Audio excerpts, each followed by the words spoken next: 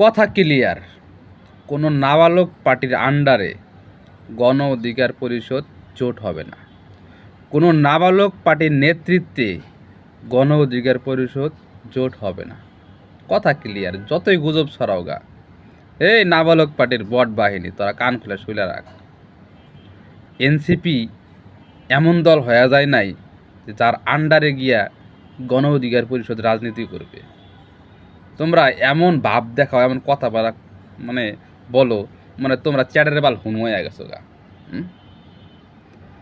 এই এনসিপির গুটি কয়েক চ্যাংরা প্যাংরা 24-এর আন্দোলনের সামনে সারি থেকে নেতৃত্ব দিছে, আর গণ অধিকার পরিষদ দলগতভাবে এই 24-এর আন্দোলনে অংশগ্রহণ করছে। বোঝো ব্যাপারটা, বুঝো।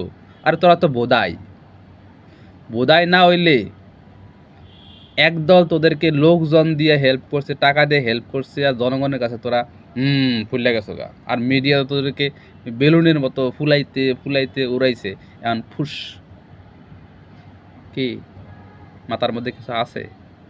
রাজনীতি করার বড় বড় কথা কইলে হয় 300 আসন পাবো, 400 আসন পাবো, এগুলো কথা কইলে জনগণ ভুলে গেল।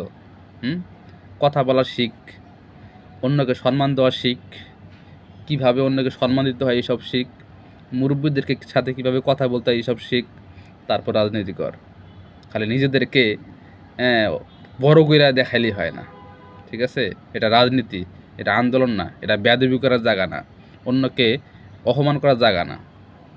যারা দেশকে ভালোবাসে, দেশের জন্য কাজ করে, জনগণের জন্য কাজ করে, তাদের জন্য রাজনীতি। তোদের মতো বেয়াদবের জন্য এই রাজনীতি না।